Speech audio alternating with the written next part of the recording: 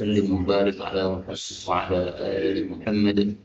اللهم انفعنا بما علمتنا وعلمنا ما ينفعنا وزدنا علما وبارك لنا في علمنا وارزقنا الإخلاص في القول والعمل كاملا وعلما نافعا لا ينسى وتوفيقا دائما وصحة ويقينا وعافية آمين يا رب العالمين.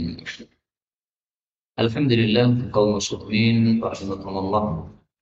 Kita lanjutkan tafsir ringkas satu hari satu halaman dan kita sudah sampai pada surah Al-An'am pada halaman 130 dari mushaf Al-Quran. Al-An'am ayat 19 sampai 27 insyaallah taala. أعوذ بالله السميع العليم من الشيطان الرجيم من همزه ونفخه ونفثه. قل أي شيء أكبر شهادة قل الله شهيد بيني وبينكم وأوحي إلي هذا القرآن لأنذركم به ومن بلغ أئنكم لتشهدون أن مع الله آلهة أخرى قل لا أشهد قل إنما هو إله واحد وإنني بريء مما تشركون. الذين آتيناهم الكتاب يعرفونه كما يعرفون أبناءهم الذين خسروا أنفسهم فهم لا يؤمنون. ومن أظلم ممن افتري على الله كذبا أو كذب بآياته إنه لا يفلح الظالمون. ويوم يحشرهم جميعا ثم يقول للذين أشركوا أين شركاؤكم الذين كنتم تزعمون ثم لم يكن فتنتهم إلا أن قالوا والله ربنا ما كنا مشركين انظر كيف كذبوا على أنفسهم وضل عنهم ما كانوا يفترون. ومنهم من يستمع إليك وجعلنا على قلوبهم أكنة أن يفقهوه وفي آذانهم وقرا وإن يروا كل آية لا يؤمنوا بها حتى إذا جاءوك يجادلونك يقول الذين كفروا إن هذا إلا أساطير الأولين وهم ينهون عنه وينأون عنه وإن يهلكون إلا أنفسهم وما يشعرون. ولو ترى إذ وقفوا على النار فقالوا يا ليتنا نرد ولا نكذب بآيات ربنا ونكون من المؤمنين. الحمد لله رب العالمين. اللهم ارحمنا بالقرآن آمين. Pada ayat-ayat yang kita baca ini ada beberapa kata yang bisa dibaca dengan dua bacaan. Yang pertama pada ayat 19 Al-Quran boleh dibaca Al-Quran sebagaimana pada ayat-ayat yang lain juga seperti itu. Kemudian ayat yang ke-21 mim ketemu mim boleh idgham menjadi azlam mimman. Ba ketemu ba boleh idgham menjadi kadzdzab bi ayatik. Ayat 22 nahsyuru non boleh diganti ya menjadi yahsyuruhum. Naqulu juga begitu menjadi yaqulu boleh. Kemudian ayat 23 takun tak boleh diganti ya yakun. Kemudian fitnatu boleh menjadi fathah fitnatahum. Kemudian wallahi rabbina ini baknya boleh fathah menjadi rabbana. Kalau dibaca rabbana artinya berubah ya wahai rabbkan ada tambahan wahai. Ini semuanya adalah qiraah yang mutawatirah. Terakhir masih ada ayat 27 nukadziba boleh di dhammah nukadzibu. Demikian juga wa nakuna boleh di dhammah menjadi nakunu minal mu'minin. Ini semuanya adalah qiraat mutawatirah yang sumbernya dari Sayyidina Rasulullah Shallallahu Alaihi Wasallam. Adapun tafsirnya secara ringkas, Allah mengatakan pada surah Al-An'am ayat 19. Qul katakanlah wahai Rasulullah Shallallahu Alaihi Wasallam. Ayu syai'in, sesuatu apakah akbaru syahadah, yang paling besar persaksiannya? Qul katakanlah, Allah itu adalah syahidun, saksi, baini wa bainakum, antara saya dengan kalian wahai orang-orang kafir. Wa uhya ilayya, dan telah diwahyukan kepada saya hadzal Quran, Al-Quran ini. Untuk apa? Li'unzirakum, supaya saya mengancam kalian bihi, dengan Al-Quran ini. Tidak hanya kepada kalian, tetapi juga wamam balagh, kepada siapapun yang Al-Quran ini sampai kepadanya, termasuk kita orang-orang Jawa ini. A'innakum, apakah sesungguhnya kalian latashhadun, sungguh kalian bersaksi, anna ma'allahi, bahwasanya bersama Allah, alihatan ukhra, ada Tuhan-Tuhan yang lain. Qul katakanlah, la ashhadu, aku tidak mau bersaksi. Kalau kalian mengatakan seperti itu, saya tidak ikut-ikut bersaksi. Qul katakanlah, innama, sesungguhnya tiada lain, huwa, dia Allah itu, ilahun wahidun, Tuhan yang satu. Wa innani, dan sesungguhnya saya bariun, berlepas diri, mimma tusyrikun, dari apapun yang kalian sekutukan, yaitu terhadap Allah Subhanahu wa ta'ala. Kaum muslimin rahimani wa rahimakumullah. Ayat ini menunjukkan bahwa saksi bahwa Nabi Muhammad SAW sebagai Nabi itu cukup Allah sebagai saksi. Maka ayat ini menjawab usulan orang-orang kafir yang sudah disebutkan pada ayat kemarin, bahwa mereka mengusulkan adanya seorang malaikat turun bersama Nabi Muhammad SAW supaya malaikat itu mengatakan, ini betul-betul Muhammad ini Nabi, utusan Allah, saya sebagai saksinya. Nah, tetapi Allah Subhanahu wa ta'ala tidak membenarkan usulan mereka tersebut. Allah tidak memberikan usulan mereka tersebut, karena sama saja mau didatangkan malaikat atau tidak, 1000 dalil didatangkan, mereka tidak akan iman kepada Allah Subhanahu wa ta'ala. Nah, maka Allah di sini katakan, siapa yang lebih besar persaksiannya? Maksudnya tidak ada yang persaksiannya lebih unggul daripada persaksian dari Allah Subhanahu wa ta'ala. Sehingga cukup Allah sebagai saksi bahwasanya Nabi Muhammad adalah Nabi. Nggak perlu didatangkan malaikat, nggak perlu didatangkan siapapun juga. Karena Allah adalah zat yang maha besar dan yang maha agung, sehingga persaksian dari Allah lah yang paling besar. Tidak ada persaksian yang lebih besar daripada persaksian Allah Subhanahu wa ta'ala. Maka Nabi disuruh mengatakan kepada kaumnya, Allahu syahidum baini wa bainakum. Allah saksi antara saya dengan kalian. Maksudnya Allah saksi dan mengetahui terhadap apa yang saya bawa. Bahwa yang saya bawa ini betul-betul kebenaran yang datang dari Allah Subhanahu wa ta'ala. Bukan buatan saya, bukan. Bukan tulisan karya saya. Karena Nabi Muhammad tidak bisa baca, tidak bisa tulis.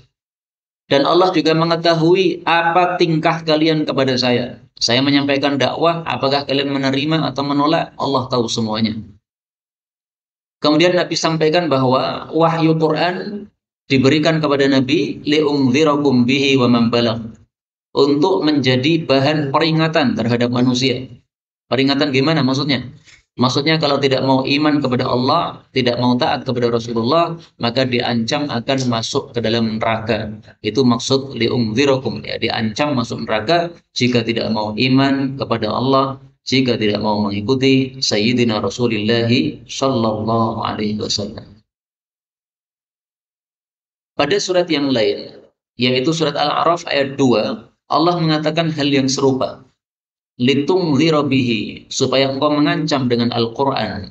Wa dzikra lil mu'minin, juga Quran adalah peringatan bagi orang-orang beriman.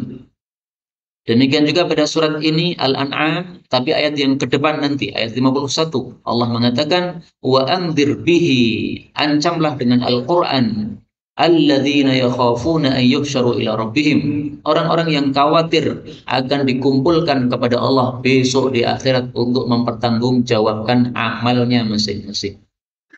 Maka Quran itu adalah bahan untuk memberikan peringatan dan memberikan ancaman. Karena itu para khatib kalau berkhutbah maka jadikanlah bahan khutbahnya adalah apa? Ayat-ayat Quran.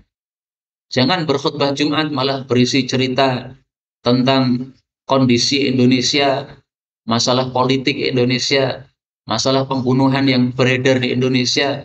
Nah, tidak perlu begitu ya. Cukup dengan ayat-ayat Quran, tidak usah membawa surat kabar ketika menceramahkan khutbah Jumat, tapi cukup dengan Al-Quran. Ini adalah bahan memberikan peringatan kepada manusia. Kemudian ayat ini menunjukkan bahwa Quran tidak hanya berlaku untuk orang Arab, tetapi juga waman balagh, kepada siapapun yang Quran ini sampai. Maka inilah keperbedaan antara Nabi Muhammad SAW dengan nabi-nabi yang lain. Nabi-nabi yang lain diutus hanya kepada umatnya saja, kepada kaumnya saja. Tapi Nabi Muhammad SAW diutus kepada seluruh manusia. Sebagaimana disebutkan dalam ayat yang lain, Allah mengatakan, "Wama arsalnaka illa kaffatan linnas." Aku tidak mengutus kamu kecuali untuk seluruh manusia. Ini surat Saba ayat 28. Kemudian Allah mengatakan, kalau orang-orang kafir itu bersaksi bahwasanya ada Tuhan selain Allah, maka Nabi Muhammad disuruh menjawab, la ashhadu, aku tidak mau ikut bersaksi. Kenapa? Ini persaksian yang batil. Maka tidak boleh kita mengikuti perkataan yang batil yang beredar di masyarakat. Apa yang beredar di masyarakat bertentangan dengan dalil Quran atau dalil hadis Nabi SAW. Jangan kita ikut-ikut mengucapkannya. Tapi hendaklah kita mengatakan seperti yang dikatakan oleh Nabi, la asyhad, saya nggak mau ikut-ikutan. Ya. Termasuk juga adat-adat jahiliyah yang merembet kepada umat Islam pada bulan Agustus maupun bulan-bulan yang lain. Nah, maka adat-adat jahiliyah ini jangan kita ikut-ikutan. Tetapi hendaklah kita mengatakan seperti yang dikatakan oleh Nabi Shallallahu Alaihi Wasallam, la ashhad, aku tidak mau menyaksikan, aku tidak mau melakukan seperti yang kalian lakukan. Bariun, aku bara, aku berlepas diri dari apa yang kalian sekutukan terhadap Allah Subhanahu wa Ta'ala. Kaum muslimin rahimani wa rahimakumullah, ayat ini sekaligus menunjukkan bahwa orang-orang kafir menyembah Allah tetapi mensekutukan dengan Tuhan-Tuhan yang lain. Kita bisa temukan salah satu sahabat Nabi Shallallahu Alaihi Wasallam yang sebelum masuk Islam ditanya oleh Rasul Shallallahu Alaihi Wasallam, berapa Tuhan kamu yang kamu sembah? Ternyata dia mengatakan 7 Tuhan. Ya Husain, kam ta'budul yawma ilahan. Wahai Husain, sekarang kamu menyembah berapa Tuhan? Qala abi, maka Husain menjawab, sab'atan, saya punya 7 Tuhan yang saya sembah. Sittatan fil ardi, yang 6-nya saya sembah di bumi, wahidan fis sama, yang 1 di langit, yaitu Allah Subhanahu wa Ta'ala. Nah, ini hadis riwayat Tirmidzi, meskipun derajat sanadnya dhaif, tetapi sesuai fakta orang-orang kafir waktu itu menyembah Allah plus menyembah Tuhan-Tuhan yang lain. Nah, itu yang tidak dikehendaki oleh Allah Subhanahu wa Ta'ala. Kemudian ayat yang ke-20 Allah mengatakan, alladzina, orang-orang yang atainahum, kami telah berikan kepada mereka al-kitab, kitab, yaitu Taurat maupun Injil, ya'rifunahu, mereka mengenali beliau Nabi Muhammad sallallahu alaihi wasallam, kama, sebagaimana ya'rifuna abna'ahum, mereka mengenali anak-anak mereka sendiri. Alladzina khasiru anfusahum, orang-orang yang merugikan diri sendiri, fahum la yu'minun, maka mereka tidak akan beriman kepada Allah Subhanahu wa Ta'ala. Ayat ini menunjukkan bahwa ahli kitab, baik Yahudi maupun Nasrani, sebenarnya sudah tahu bahwasanya Nabi Muhammad betul-betul Nabi. Maka ini mirip dengan kondisi Fir'aun kepada Nabi Musa. Fir'aun itu tahu bahwasanya Nabi Musa adalah betul-betul Nabi, bukan hanya Nabi palsu. Sebagaimana disebutkan oleh Allah dalam Al-Quran, wastaiqanatha anfusuhum, pada surat An-Naml ayat 14. Wajahadu biha, mereka membantah terhadap Nabi Musa alaihi salatu wassalam. Wastaiqanatha anfusuhum dzulma wa 'uluwa, padahal diri mereka meyakini bahwasanya apa yang dibawa oleh Nabi Musa itu betul-betul dari Allah Subhanahu wa Ta'ala. Maka mereka mendustakannya kenapa? Zulman, karena zalim, wa'luwa, dan karena sombong saja. Nah, ahli kitab juga begitu. Maka mereka sudah mengetahui Nabi Muhammad seperti mengetahui anaknya sendiri. Seorang bapak tahu anaknya itu luar dalam, Pak. Karena sejak bayi anak itu tidak pakai baju, bapaknya ngerti. Sehingga seandainya ada cacat pada tubuhnya bagian dalam, itu dia tahu. Tetangga-tetangganya mungkin nggak ngerti. Karena anak ini ketika keluar rumah pasti pakai baju. Aibnya tertutupi. Tapi bapaknya dan ibunya pasti tahu. Nah, itulah makna di sini yang arifuna abna'ahum. Mereka seperti mengetahui Muhammad seperti mengetahui anak sendiri. Artinya tahu dalam-dalamnya Nabi Muhammad SAW. Salah satunya misalnya tanda kenabian Nabi Muhammad yang ada di belakang punggung beliau ini. Kan tertutupi baju itu. Nah, di situ ada satu daging yang nongol di punggung Nabi SAW. Itu adalah tanda kenabian. Dan para ulama mengatakan setiap nabi pasti punya tanda kenabian. Nah, untuk Nabi Muhammad SAW, tanda kenabiannya adalah satu daging tadi yang muncul pada punggung beliau ini. Nah, mereka tahu sebenarnya bahwa di punggung Nabi ada tanda kenabian itu. Tapi mereka tidak percaya itu Nabi Muhammad, karena kalau mereka mempercayainya, mereka akan kehilangan jabatan setelah itu, karena mereka jadi rakyat biasa, tidak menjadi pemimpin-pemimpin lagi. Makanya di sini Allah mengatakan sebagaimana mengenali anak mereka sendiri. Allah tidak mengatakan sebagaimana mengenali bapak sendiri. Karena kalau kita mengenali bapak, kita hanya tahu luarnya saja. Bagian dalamnya bapak kita nggak ngerti. Karena kita nggak pernah membuka tubuhnya bagian dalamnya bapak. Kita ngertinya bapak ya pakai celana, pakai baju. Kita nggak ngerti dalam-dalamnya. Ayat 21. Waman azlam, dan siapakah yang lebih zalim mimman daripada orang yang iftara, membuat-buat alallahi atas Allah kadiban, kedustaan, au kadzdzaba, atau dia mendustakan bi ayatih, dengan ayat-ayat Allah. Innahu, sesungguhnya, la yuflih, tidak beruntung, adz-dzalimun, orang-orang yang zalim. Ayat ini pertanyaan tetapi tidak perlu jawaban. Karena maksudnya Allah adalah tidak ada yang lebih zalim daripada orang yang disebutkan di sini. Berarti orang yang paling zalim itu dua orang. Satu, orang yang membuat-buat kedustaan atas nama Allah. Misalnya mengatakan Allah memiliki istri, Allah memiliki anak, Allah itu punya anak. Nah, itu berarti iftara 'alallahi kadziban. Atau mendustakan ayat-ayat Allah. Ayat Quran disampaikan, tidak terima dengan ayat Quran yang disampaikan, mendustakan berarti. Nah, itu orang yang paling zalim. Nah, Allah ancam orang yang zalim itu la yuflih, tidak akan beruntung, sehingga pasti akan dibinasakan oleh Allah Subhanahu wa taala, cepat atau lambat, di dunia maupun di akhirat. Ayat 22. Wa yauma, dan pada hari, yahsyuruhum, Allah kumpulkan mereka jami'a, semuanya. Atau nahsyuruhum, kami kumpulkan mereka jami'a, semuanya. Thumma yaqul, kemudian Allah berkata, atau thumma naqul, kemudian kami berkata, lilladzina asyraku, kepada orang-orang yang syirik, aina, di manakah, syurakaukum, sekutu-sekutu kalian, alladzina kuntum tazumun, yang kalian sangkakan tadi, yang kalian sangkakan dulu di dunia. Yang dimaksud sekutu-sekutu ini adalah yang mereka sembah selain Allah. Tadi ada 6 Tuhan yang disembah di bumi. Ada Lata, ada Uzza, ada Manat, dan sebagainya. Nah, mereka menganggap bahwasanya Tuhan-Tuhan kecil yang ada di bumi itu nanti akan membela mereka ketika berjumpa dengan Allah di akhirat. Nah, maka Allah besok akan mengumpulkan mereka, kemudian bertanya, mana sekutu kalian? Katanya ngasih syafaat. Mana Lata, mana Uzza, mana Manat, mana? Itu adalah arca-arca yang terbuat dari batu yang disembah oleh orang-orang kafir. Nah, untuk menghinakan mereka, arca-arca itu Allah lempar ke dalam api neraka. Sebagaimana disebutkan dalam ayat yang lain, Allah mengatakan pada surah Al-Baqarah ayat 24, "Fattaqun naral lati waquduhan nas wal hijarah." Takutlah kepada api neraka yang bahan bakarnya adalah manusia dan batu.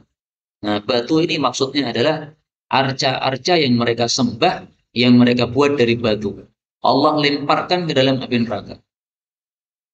Sehingga menghinakan mereka sehina-hinanya. Ini Tuhan yang kalian sembah dulu di dunia. Sekarang masuk neraka bersama kalian, tidak bisa menyelamatkan mereka dan juga bahkan tidak bisa menyelamatkan diri sendiri. Nah, ketika ditanyakan seperti itu, apa jawaban mereka?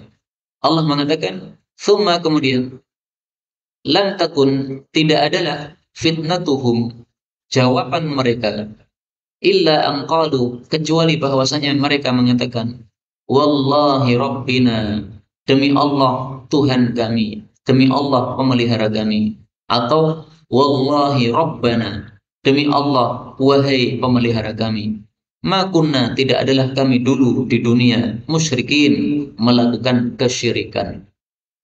Jadi di akhirat besok orang-orang kafir mengingkari kesyirikan yang sudah mereka lakukan di dunia.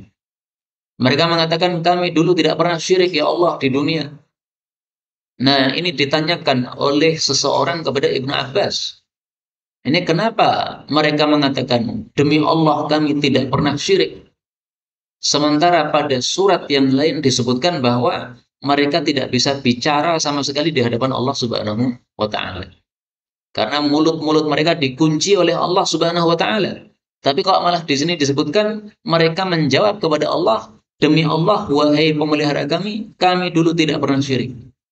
Nah, oleh Ibnu Abbas dijawab bahwasanya alam akhirat itu dzu alwanin, itu memiliki fase-fase.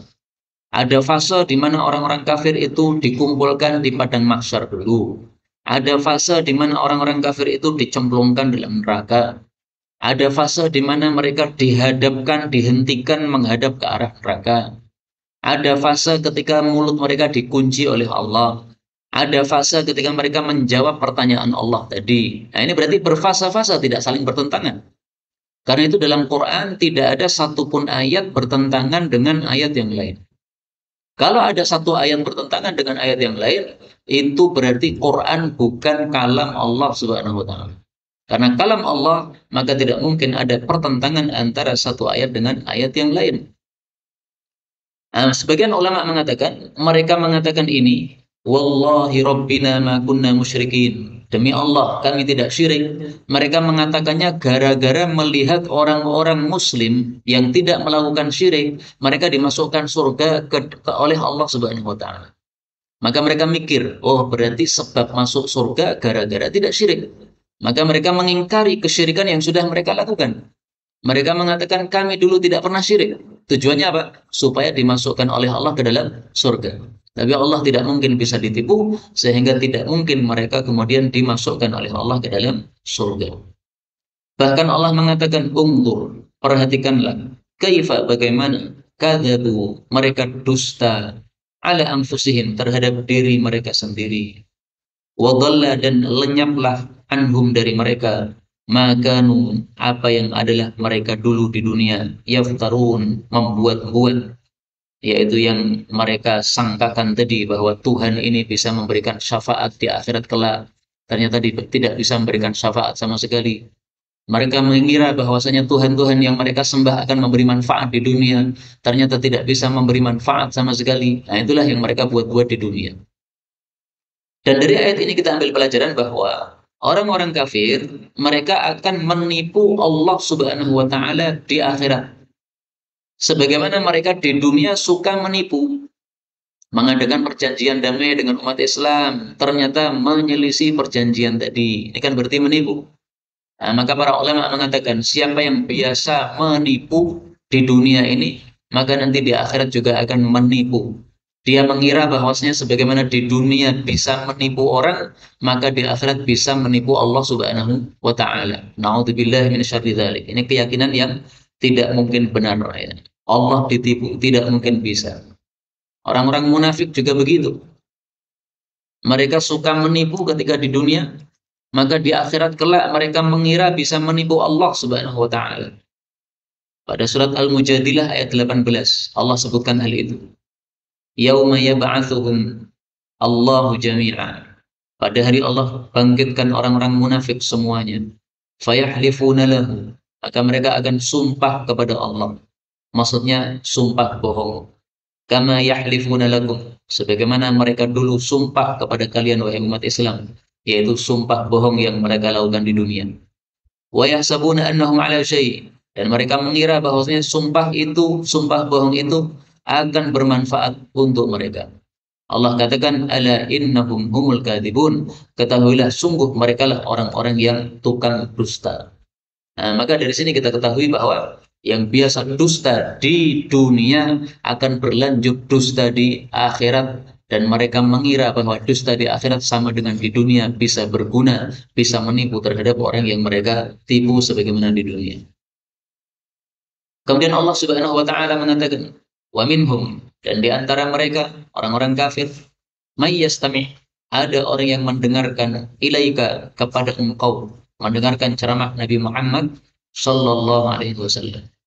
Wa ja'alna, dan kami jadikan ala qulubihim, pada hati-hati mereka, akinnatan, tutup-tutup, ayyafqahu, sehingga mereka tidak memahami Al-Qur'an.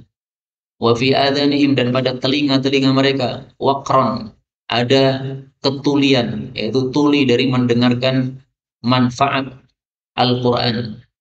Wa iyarau, dan apabila mereka melihat kulla ayatin, setiap ayat, la yu'minu biha, mereka tidak beriman terhadapnya. Hatta, sehingga, idza ja'uka, ketika mereka datang kepada engkau wahai Nabi, yujadilunak, mereka mendebat engkau. Yaqulul ladzina kafaru, berkatalah orang-orang kafir, in hadza, tidaklah Al-Quran ini, illa, kecuali, asatirul awwalin, dongeng-dongeng orang-orang terdahulu. Kaum muslimin rahimani wa rahimakumullah. Ayat ini menunjukkan bahwa sebagian orang-orang kafir ada yang sengaja mendengarkan ceramah Nabi Muhammad SAW. Tapi apakah dengan mendengarkan ceramah Nabi, mendengarkan bacaan Quran, akhirnya masuk Islam? Sama sekali tidak. Kenapa orang-orang kafir mendengarkan Quran tidak masuk Islam? Padahal tadi sudah dijelaskan bahwa mereka meyakini kebenaran Quran. Bahkan sebagian tokoh mereka yang bernama Walid bin Mughirah, dia memuji-muji Quran. Quran betul-betul sangat indah, sangat manis didengarkan. Tapi nggak bisa masuk Islam. Kenapa? Itu karena kesombongan yang ada pada hati mereka. Sehingga hatinya ditutupi oleh Allah, tidak bisa menerima hidayah. Ini seperti hatinya ada dindingnya. Nah, maka ketika hidayah datang mental, tidak bisa masuk. Itulah sebabnya orang-orang kafir tidak menerima hidayah Islam. Karena ditutup hatinya oleh Allah Subhanahu wa taala dengan tembok-tembok yang tidak terlihat oleh mata. Maka mereka ayyafqahu, tidak bisa memahami isi Quran. Karena itu, kita umat Islam jangan seperti orang-orang kafir. Orang kafir tidak bisa memahami isi Quran, kita harus memahami isi Quran. Allah menyebutkan pada surat yang lain, Al-A'raf ayat 146. Sa'asrifu an ayati, akan saya palingkan dari ayat-ayatku, alladzina yatakabbaruna fil ardi, orang-orang yang sombong di muka bumi, bi ghairil haqqi, tanpa hak. Jadi orang-orang sombong akan dipalingkan dari ayat-ayat Allah, sehingga tidak akan paham terhadap ayat-ayat Allah Subhanahu wa taala. Nah, maka supaya kita paham terhadap ayat-ayat Allah, Al-Quran ini, maka jangan menyimpan sifat sombong dalam hati. Sombong sekecil apapun di dalam hati menyebabkan Allah Subhanahu wa taala tidak suka kepada hati tersebut. Maka ayat-ayatnya akan dipalingkan kepadanya, tidak akan paham. Sehingga kalau tidak paham gimana? Wa iyyaru kulla ayatin la yu'minu biha. Melihat setiap ayat tidak akan bisa beriman. Wa iyyaru sabilar rusdi, melihat petunjuk, la yattakhidhuhu sabila, tidak akan mengambilnya sebagai jalan. Wa iyyaru sabilal ghayyi, tapi sebaliknya melihat kesesatan, yattakhidhuhu sabila, pasti akan menjadikannya sebagai jalan. Nah, inilah orang-orang yang disesatkan oleh Allah Subhanahu wa taala seperti itu. Disampaikan kebaikan tidak bisa menerima. Disampaikan keburukan tidak perlu disuruh-suruh, itu sudah nyerondol-nyerondol mengikuti mereka. Senangnya dengan kesesatan dan keburukan. Nah, orang beriman sifatnya tidak begitu. Mereka menyukai dan mengikuti kebaikan, tidak mengikuti kesesatan, meskipun merajalela di tengah-tengah adat-adat manusia. Kemudian yang dimaksud di sini waqra. pada telinga mereka itu ada penyumpal sehingga mereka tuli. Itu bukan betul-betul tuli tidak mendengar. Sebenarnya telinga mereka mendengar bacaan Quran, tetapi tidak bisa mengambil manfaat dari Al-Quran. Jadi sekedar mendengar saja, masuk telinga kanan, keluar telinga kiri. Nggak bisa meresap ke dalam hati. Nah, itu orang-orang kafir. Maka orang beriman tidak boleh seperti itu. Ya, mendengar Quran, diresapi maknanya, dimasukkan dalam hati, kemudian diamalkan perintah-perintahnya. Maka ayat ini semakna dengan ayat yang lain pada surat Al-Baqarah. Allah mengatakan, summun bukmun umyun. Mereka tuli, mereka bisu, mereka buta. Ini bukan betul-betul seperti itu. Matanya melihat, tapi tidak bisa melihat kebenaran. Mulutnya bicara, tapi tidak bisa bicara kebenaran. Telinganya mendengar, tapi tidak bisa mendengar kebenaran. Kemudian Allah Subhanahu wa taala mengatakan, apabila mereka datang kepada Nabi, mereka akan mendebat Nabi sallallahu alaihi wasallam. Orang-orang kafir mendebat Nabi dengan dasar apa mereka mendebat? Tentu saja tanpa dasar. Karena orang-orang kafir memang tidak punya dalil sama sekali. Karena itulah Allah mengatakan pada surat Al-Ghafir ayat 5, wajadalu bil batil. Mereka membantah dengan kebatilan. Liyudhidu bihil haq, supaya mereka merusak kebenaran dengan kebatilan yang mereka bawa tadi. Apakah mungkin kebenaran dibantah dengan kebatilan? Tidak akan mungkin. Itu seolah-olah orang yang ingin memadamkan sinar matahari. Matahari sangat terang benderang, kemudian kita ingin memadamkannya. Kita tiup dengan mulut kita. Apakah mungkin padam? Tidak akan mungkin padam. Nah, maka mereka membantah kebenaran itu ibarat orang seperti itu. Ingin meniup atau memadamkan sinar matahari yang terang benderang.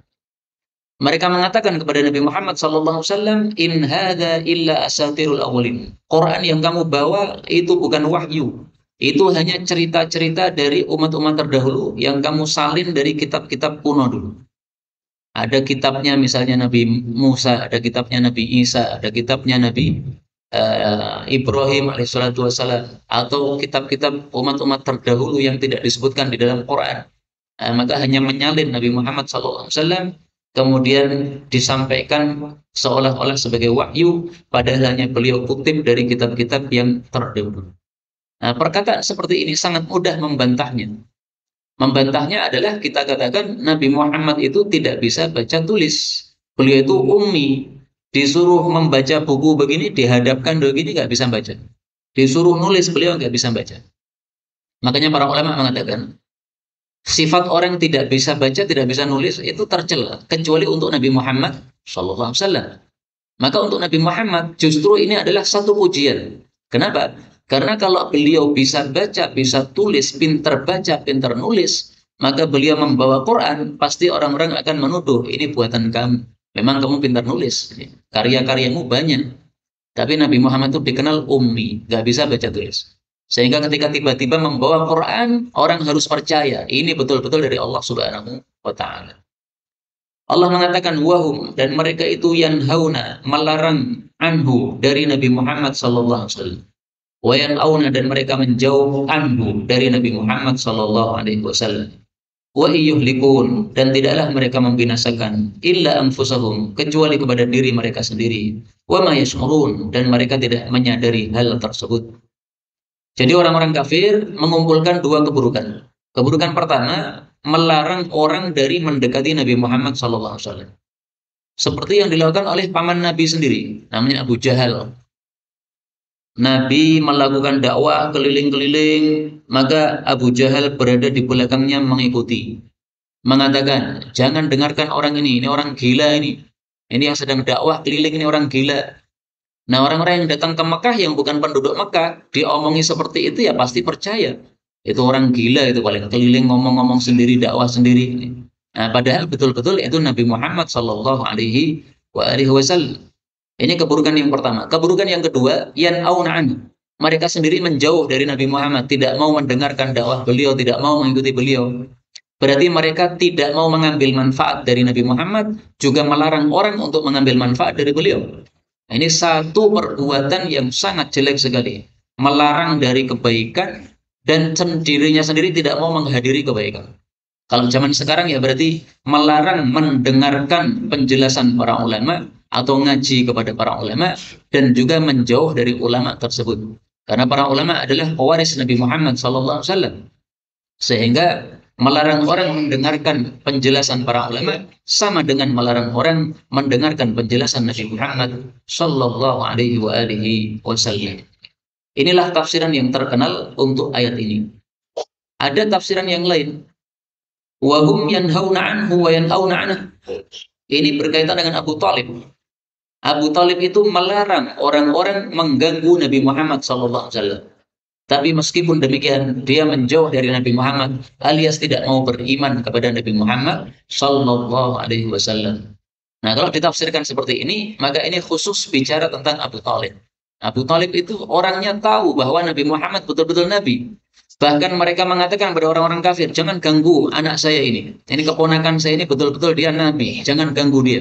Tapi meskipun demikian, Abu Talib matinya mati kafir, tidak mengikuti petunjuk yang dibawa oleh Nabi Muhammad sallallahu alaihi wasallam. Na'udzubillahi min syarri dzalik. Ayat terakhir. Walau tara, dan kalaulah engkau melihat ilwuqifu, ketika mereka diberhentikan ala nari, di depan api neraka. Faqalu, maka mereka mengatakan, ya laitana, alangkah inginnya kami nuraddu, dikembalikan, maksudnya ke dunia. Wala nukadzibu, dan kami tidak mendustakan bi ayati rabbina, dengan ayat-ayat pemelihara kami.